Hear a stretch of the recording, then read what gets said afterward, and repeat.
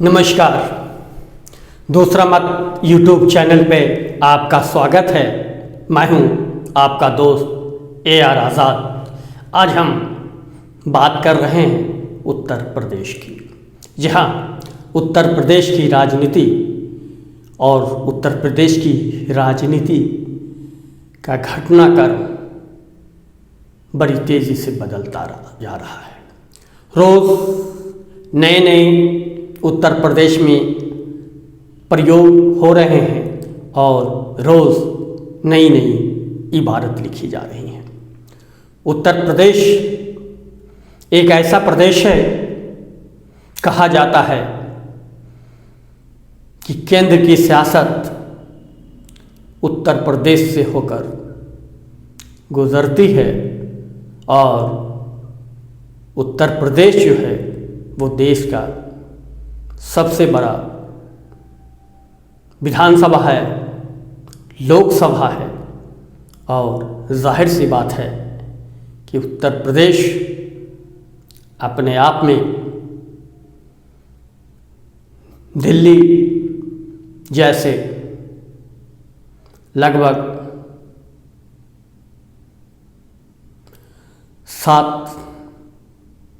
6-7 विधानसभा के बराबरी करता हुआ नज़र आता है। यही वजह है कि उत्तर प्रदेश पे सबकी निगाह टिकी हुई है और उनकी निगाह सबसे ज़्यादा बनी हुई है जिनके पास सरकार है, सत्ता है, सत्ता की चाबी है, उत्तर प्रदेश का खजाना है और उत्तर प्रदेश के संसाधन पर उनको ने अपना अधिकार बना रखा है और उत्तर प्रदेश के संसाधन के जो इस समय चौकीदार है उन्हें भय साल रहा है। वो संशय में हैं कि हम रहेंगे या ना रहेंगे, इसलिए कि वो खुद जा रहे हैं, जाना नहीं चाह रहे।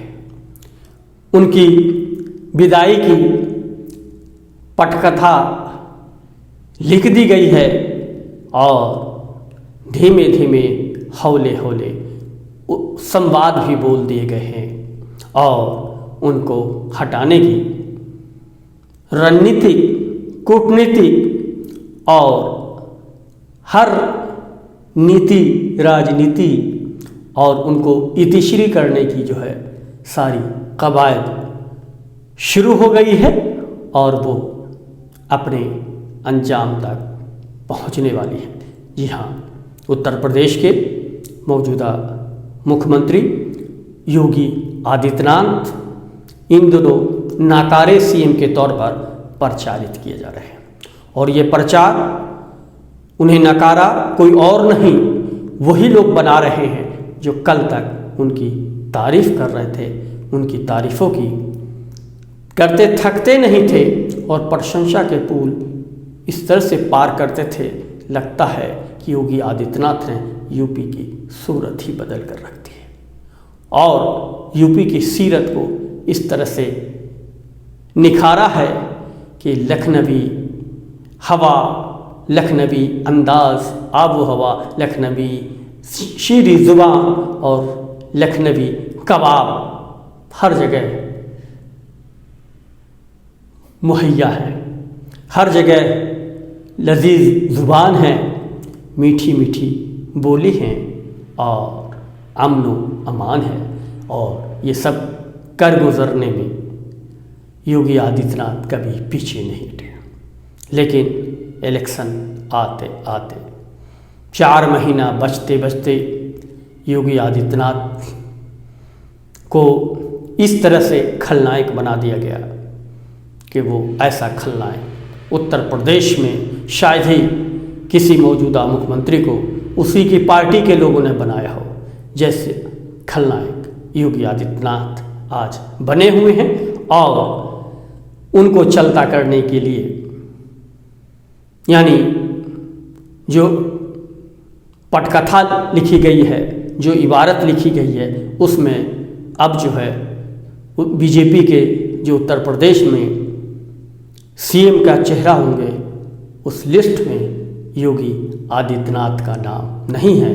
यानी अगला विधानसभा चुनाव योगी आदित्यनाथ के चेहरे पर नहीं लड़ा जाएगा। यानी साफ योगी आदित्यनाथ के सर पे ये ठिकरा फोड़ा जाएगा कि ये सब चीज़ों के लिए जितनी भी जनता में नाराज़गी है, उस सब का ठिकरा योगी आदित्यनाथ पर फोड़ा जाएगा और पार्टी कहेगी कि हमने तो ऐसे लोगों को बदल दिया जो लोग काम करना नहीं चाहते, जो लोग काम करना नहीं जानते, जिनमें काम करने की इच्छा शक्ति नहीं है। बीजेपी में काम करने की इच्छा शक्ति है, बीजेपी काम करती है, इसलिए हमने ऐसे लोगों को उत्तर प्रदेश में चेहरा बनाया है जो काम करेंगे और जो काम करना चाह रही हैं। और ये कहकर जुमलेबाजी करके जनता को दिग्भ्रमित करने की बीजेपी कोशिश करेगी। और इसी की तरह बीजेपी जो है अपने 3 प्लान बनाए हैं, उस प्लान के तहत यूपी फतह करने की कवायद उत्तर प्रदेश में शुरू हो गई है। और आदित्यनाथ पर का पर कतरने के लिए बीजेपी को एक परी भी मिल गई है। जी, मैं बात कर रहा हूँ कि बीजेपी ने एक तीर से 2 निशाना साधने की कोशिश की है। बेबी रानी मौर्य को वो चाह रही है कि उत्तर प्रदेश में बीजेपी के सीएम का एक चेहरा बना दिया जाए और वो एक सोने पे सुहागा ये कि एक तो वो दलित है और दूसरी महिला। यानी कि महिला का कार्ड जो कांग्रेस ने प्रियंका गांधी को अगर आगे करती है बतौर सीएम, उन्हें कांग्रेस जो है लॉन्च करती है और कांग्रेस की इस राजनीतिक समझ पर अखिलेश की समझदारी की मोहर लग जाती है और कांग्रेस उत्तर प्रदेश में यूपी का चेहरा बन के खिल उठती है। तो जाहिर सी बात है कि कमल मुरझाया जाएगा। कमल नहीं मुरझाए, कमल को मुरझाने से बचाने के लिए एक छतरी दी गई है। वो छतरी कोई और नहीं, बेबी रानी मौर्य है। बेबी रानी मौर्य दलित हैं और दलित में भी जाटव है। उत्तर प्रदेश में एक अनुमान के मुताबिक तकरीबन 19% दलित हैं और उस 19% में जो उत्तर प्रदेश में दलित में एक वर्ग जाटव आता है। ये जाटव की संख्या लगभग 50% बताई जाती है। यानी आधी आबादी जो है दलित की आधी उत्तर प्रदेश में जो है वो जाटव है। और जाटव में भी वो जो है बेबी रानी मौर्य एक संवैधानिक पद पर को सुशोभित कर चुकी हैं, संवैधानिक पद पर वो रह चुकी हैं। दरअसल वो उत्तराखंड की गवर्नर रह चुकी हैं। तो कहने का मतलब ये है कि उनका चेहरा महिलाओं यानी प्रियंका गांधी को काटने के लिए भी है और योगी के पर कतरने के लिए भी है। और बीजेपी एक तीर से 2 निशाना साध रही है और बेबी रानी मौर्य के चेहरे पर अपना कमल उत्तर प्रदेश में नए सिरे से खिलाना चाह रही है और योगी आदित्यनाथ को हाशिए पर लाकर उनको उनकी औकात दिखानी चाह रही है। लेकिन जो वहाँ के लोग हैं वो जानते हैं कि उत्तर प्रदेश में शीर्ष नेतृत्व का कुछ चलता नहीं है।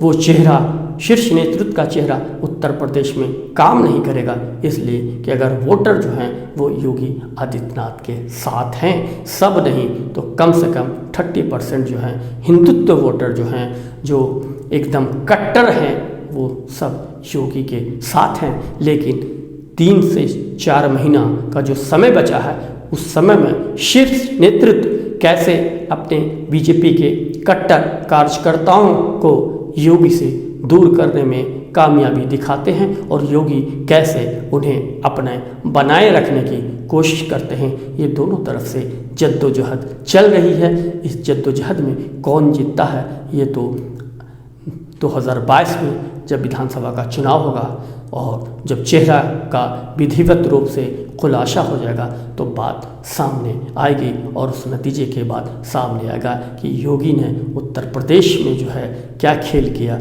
और बीजेपी के शीर्ष नेतृत्व ने जो चेहरा बदला तो उस चेहरे का क्या नतीजा निकला, फ़ायदा हुआ, नुकसान हुआ, वो समीक्षा तब की जाएगी। और अभी जो सबसे बड़ी बात है कि उत्तर प्रदेश में जो शीर्ष नेतृत्व के अलावा दूसरी पंक्ति के नेतृत्व हैं, दूसरी पंक्ति के लोग हैं, वो घबराए हुए हैं। खास करके जो लोग उत्तर प्रदेश से जिनका सरोकार संबंध है वो घबराए हुए हैं। और ऐसे ही घबराए हुए लोग अब बीजेपी से दो टूक कहने भी लगे हैं। अपने पद के गंवाने का फिक्र किए बिना वो अपनी बात रख रहे हैं। और ऐसा ही एक नाम जो है वो मेघालय के गवर्नर का है, नाम उनका सत्यपाल मलिक है। सत्यपाल मलिक काफ़ी चर्चे में थे। आपको याद होगा कि जब जम्मू कश्मीर से धारा 370 हटाने की प्रक्रिया शुरू हुई और अंजाम तक पहुंची, तब तक वो सत्यपाल मलिक ही जम्मू कश्मीर के राज्यपाल थे। बाद में उन्हें मेघालय का राज्यपाल बना देगा।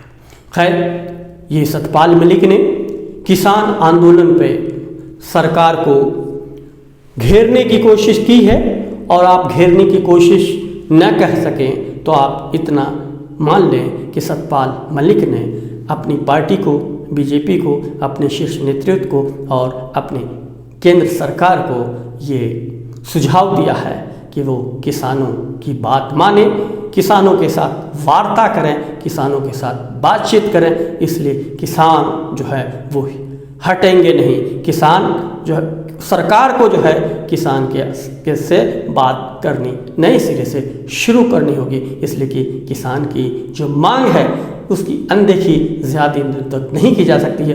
बहुत हो गया, बहुत दिन हो गए और किसान की अब तक अनदेखी की जा रही है। और ये अनदेखी उत्तर प्रदेश में बीजेपी को भारी पड़ सकती है। दरअसल मेघालय के गवर्नर सत्यपाल मलिक जो हैं, उनका सरोकार और संबंध उत्तर प्रदेश से भी है और हरियाणा से भी है। और ये दोनों प्रदेश किसान, खेती और मजबूत किसानी के लिए पूरी देश व दुनिया में ख्यात हैं। अब ऐसे में वो जान रहे हैं कि उत्तर प्रदेश में चुनाव होना, अगर उनको इग्नोर किया गया तो उत्तर प्रदेश हाथ से निकल जाएगा। इसलिए सत्यपाल मलिक ने संवैधानिक पद पर बैठकर भी सरकार को, खास करके केंद्र सरकार को ये सुझाव दिया है कि वो किसानों के मामले में गंभीरता से सोचें, उनसे बात करें। दरअसल मार्च में भी सत्यपाल मलिक ने किसान की बाबत अपनी बात रखी थी।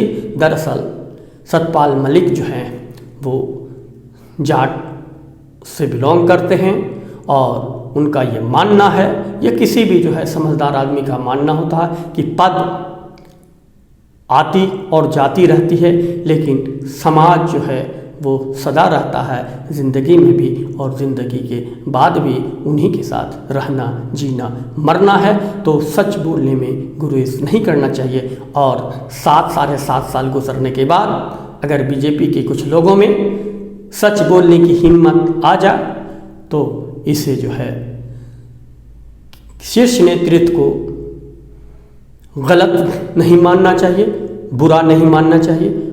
ये तभी अब पता चल जाएगा कि शीर्ष नेतृत्व ने कितनी समझदारी है और शीर्ष नेतृत्व ने मेघालय के गवर्नर सत्यपाल मलिक को कितना सीरियस लिया है। अगर उन्हें सज़ा के तौर पर इस बयान के लिए दंडित करती है, मेघालय से उनका सफ़र घर तक जो है ला देती है, तो माना जाएगा कि यह शीर्ष नेतृत्व किसी सुझाव को स्वीकार करने के लिए इस वक्त तैयार नहीं है।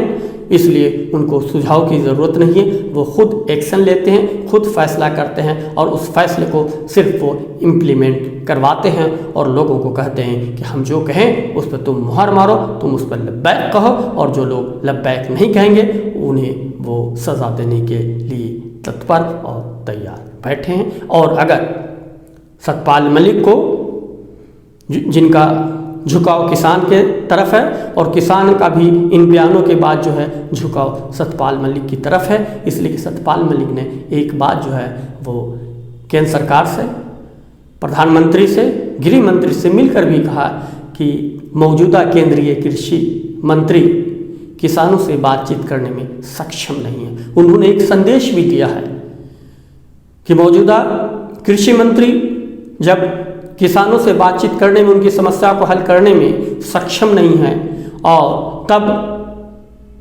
वो चाहते हैं कि ये मध्यस्थता का एक मौका उन्हें दिया जाए, और उनको लगता है कि अगर केंद्र सरकार उनको ये मौका देती है तो वो किसानों से बात करके इस मसले का हल कर सकते हैं। इसलिए कि अगर किसानों से बात नहीं हुई और इस बीच चुनाव हो गया तो बीजेपी को जाने का खतरा मंडरा रहा, और इस वजह से भी सतपाल मलिक जो है वो थोड़े से चिंतित हैं। हालांकि बीजेपी जो है अपने प्लान में है कि किसान आंदोलन को चुनाव में आने ही नहीं दिया जाए, यानी उसको जो है वो चुनावी मुद्दा नहीं बनने दिया जाए। लेकिन शीर्ष नेतृत्व के अलावा बाकी लोग जो हैं वो इस पर सहमति नहीं दे रहे हैं। वो जान रहे हैं कि किसान आंदोलन ही उत्तर प्रदेश का चुनावी मुद्दा होगा, इसलिए कि प्लान ए है बीजेपी का कि उसको हिंदू और मुसलमान का मुद्दा बना दिया जाए, और चुनाव की रणनीति ऐसी हो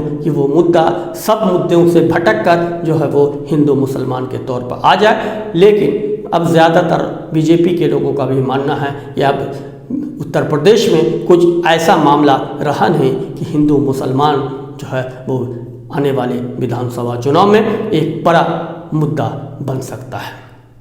दूसरा मुद्दा ब्राह्मण का है कि प्लान बी कि ब्राह्मण उत्तर प्रदेश में 12% है। बीजेपी के शीर्ष नेता चाहते हैं कि अगर ब्राह्मण किसी नेता को सीएम का जो है उम्मीदवार या सीएम का चेहरा बना दिया जाए, ये कहा जाए कि चुनाव के बाद जो है ब्राह्मण सीएम हो गए, ब्राह्मणों से ये वादा किया जाए, तो एक तो 12% वोट उनका पक्का हो सकता है, और दूसरी चीज़ है कि ब्राह्मणों में जो एक क्षमता होती है कि वो लोगों को भी कन्विंस कर सकते हैं, उसका भी फ़ायदा मिल सकता है। लेकिन लखीमपुर खीरी की घटना ने उनके इस प्लान बी पर पानी फेर दिया, और नतीजे में अब जो है वो इस प्लान बी पर भी बीजेपी भी और शीर्ष नेतृत्व भी शंका पर है, शंका कर रही है, शक है कि ये प्लान बी जो है शायद कारगर साबित नहीं हो। अब उनके पास एक तीसरा प्लान सी है। प्लान सी है कि दलित को लुभाया जाए, दलित को लॉलीपॉप थमाया जाए, और दलित को पुचकारा जाए, और उन्हें कहा जाए कि हम तुम्हें उत्तर प्रदेश में तुम्हारी जाति का मुख्यमंत्री दे रहे हैं। दरअसल उत्तर प्रदेश में 19% के आसपास दलित है, और जाहिर सी बात है कि दलित जिसके तरफ है वो उसकी सरकार बनने में आसानी हो सकती है। इसलिए ढूंढकर, खोज कर, तलाश कर, विश्लेषण कर, मीमांसा कर बीजेपी ने एक चेहरा जो है वो सामने लाया है। वो चेहरा बेबी रानी मौर्य का चेहरा है।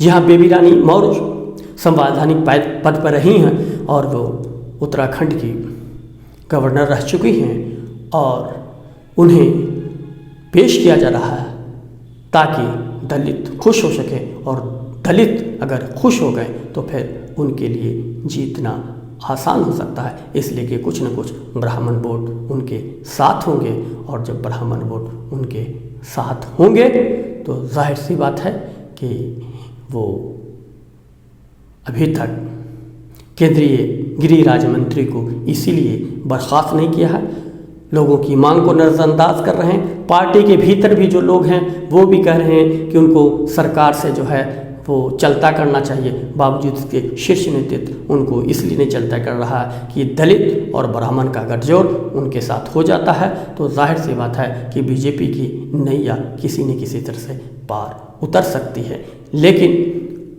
ब्राह्मण वोट कांग्रेस की तरफ खिसक सकता है, ये भी डर है। तो कुल मिलाकर उनके सामने दलित का मामला और मुद्दा है।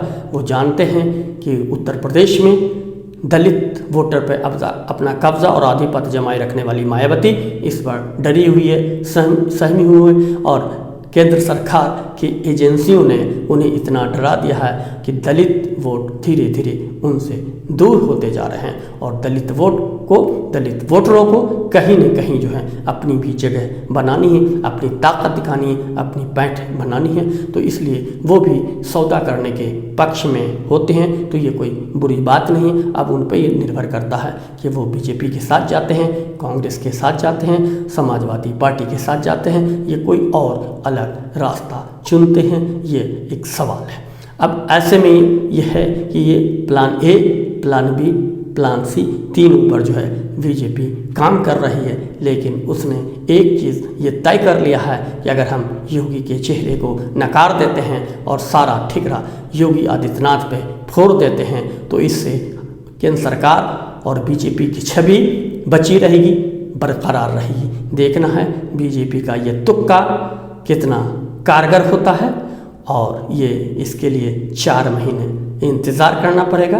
और अभी इस पर जो है वो विमर्श चलता रहेगा, एक से एक नए मामले सामने आएंगे, राजनीतिक उठापटक सामने आएंगे, हमारी भी नज़र बनी रहेगी। आप भी अपनी नज़र बनाए रखें। और दूसरा मत, यूट्यूब चैनल को अभी तक आपने सब्सक्राइब नहीं किया है तो सब्सक्राइब कर लें, इसलिए कि हमारा वीडियो आपके साथ सबसे पहले पहुंच सके, और इसे अपना चैनल माने, इसे पूरा देखें और अपनी राय से हमें, अपनी विवाक राय से, अपनी स्पष्ट राय से जो है हमें ज़रूर अवगत कराएं, इसलिए कि आपकी राय का, आपके कमेंट्स का मुझे इंतज़ार रहता है। और फिर हम अगले वीडियो में आपसे रूबरू होंगे, आपसे मुलाकात करेंगे, आपके साथ मिलकर किसी न किसी विषय पर चर्चा करेंगे। आज के लिए बस इतना ही, मुझे इजाज़त दीजिए। आपका दोस्त AR आज़ाद। नमस्कार।